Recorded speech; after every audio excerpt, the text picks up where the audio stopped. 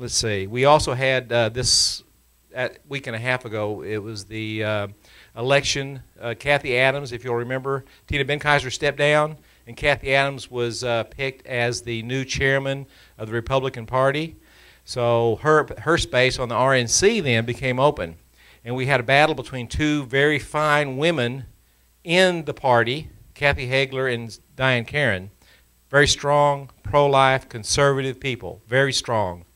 And Bora Van Dormelen, who was the TFRW president, passed before Tony Ann Daschle.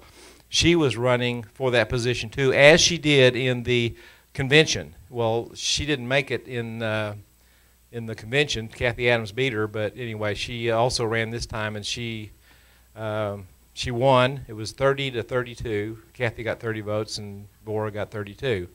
And there was an issue that came up about her that we were kind of concerned about, that she believes abortion is okay if the mother's life's in danger, if there is incest or rape. So a lot of times that's issues that they use to make sure that abortions are okay. I mean, there's doctors that do that, the ones that are paid by the Planned Parenthood, things like. But anyway, we won't get into that. Just that she is a fine leader. She has good military experience, and she's a good fundraiser. So she is our next RNC committee woman, and she will help us raise money in the state of Texas for the election. So that's you couldn't lose with any one of those three. There are some other things we could talk about, but we need to get Ash up here. Ash has a lot of information, and if you want to talk about voter registration while this is going on, we can do that too. But Ash is going to be the one that's going to be doing this.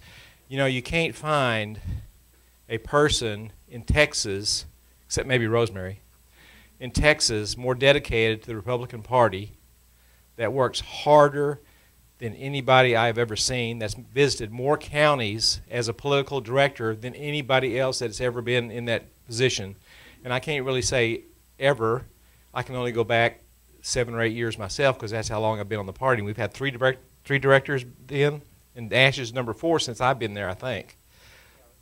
And so I want to introduce to you one of the finest men in the state of Texas that works for the Republican Party, Ash Wright.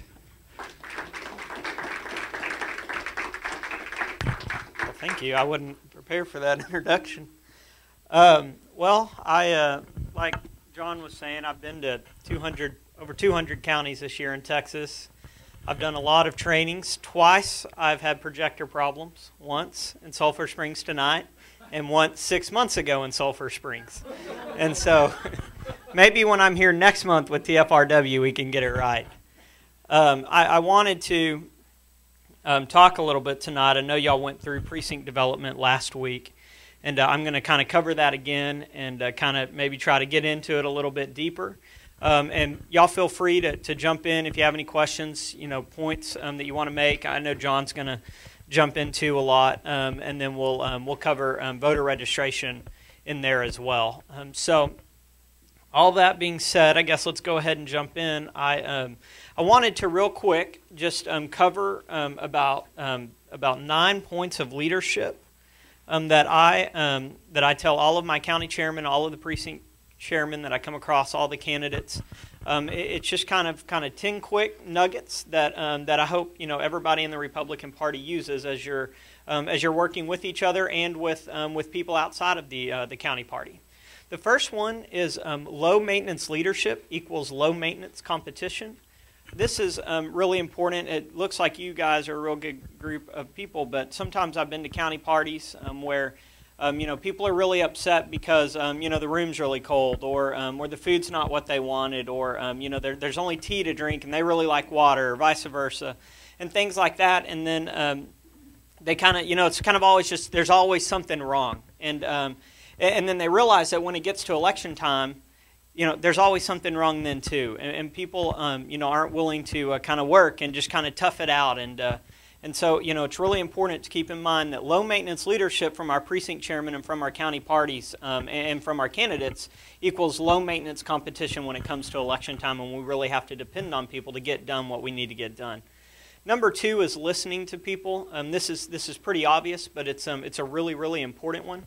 I kind of always tell this story about this lady that worked for all these major companies, and she was smart as she could be, a Harvard grad, and she would always tell these companies, well, I want less responsibility, and I want to spend more time with my kids.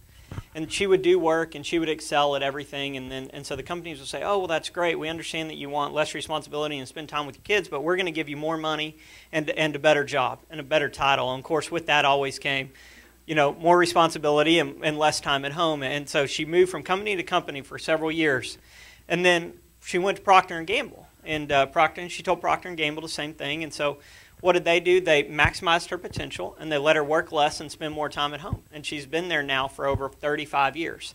And so it's really important to listen to your volunteers, to listen to your precinct chairman, county parties, people like that. So always make sure that you're listening to people around you. The third one is the fun factor. Make sure that everything is fun. County parties, political stuff, it should always be fun.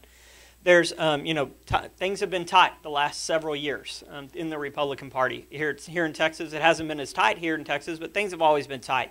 And one thing that I think we really lost in some of our counties is things weren't really fun. You would go and volunteer for a candidate, and things are always tense, and the campaign manager was always tense, and the county party chairman was upset because because his county commissioner wasn't going to win and things like that. But we really need to make sure that things are always fun. That's what keeps volunteers and precinct chairmen coming back year after year.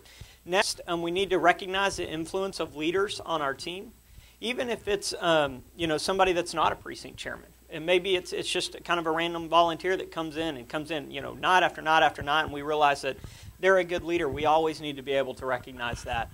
They don't have to be an elected official to be a leader within the team. And don't be afraid to allow younger students to be leaders within the team, high school kids, college kids. So always be looking and recognizing the influence of leaders within the team. Fifth, failure demands explanation, and this goes a lot for county chairman with precinct chairman. I'm not saying bite everybody's heads off when things don't go right, but if calls were supposed to be made and they didn't get made, we need to kind of be visiting about that. What happened? Those kind of things. So just always make sure that we're talking and communicating with each other. 6, we communicate with our actions. You've heard this your entire lives. Make sure that it's true. I tell all of candidates all the time will come in. I've worked with 100 of them that are too good to phone bank, and then they wonder why nobody wants to phone bank with them. And so make sure that that your actions speak louder than words. We've all heard that. 7, individual meetings. This is something that I really believe in. It's what the basis of all of my travels have been this year. I really feel like it has really worked for the Republican Party of Texas. When I set out, I came in January. And we said what is the Republican Party of Texas never done, and at the local level, and we realized that there were counties that nobody from the RPT had ever visited before in the history of recent history that we could tell. And so I set out and I went from county to county to county, and I pop in for 10 minutes and I have an individual meeting with the county chairman. We talk about what they need, what I can do for them, what they can do for me, and then I leave. And some of those county chairmen have thrived, and I've never been back to their county.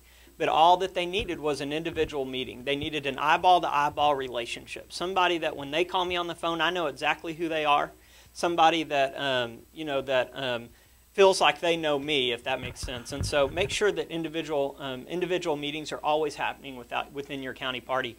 I would suggest, that county chairman, precinct chairman have individually met once every 6 months or so, just the two of them, just to discuss what's going on and what they can do to make things better.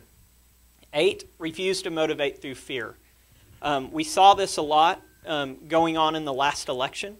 How many of you can tell me what Barack Obama's campaign slogan was?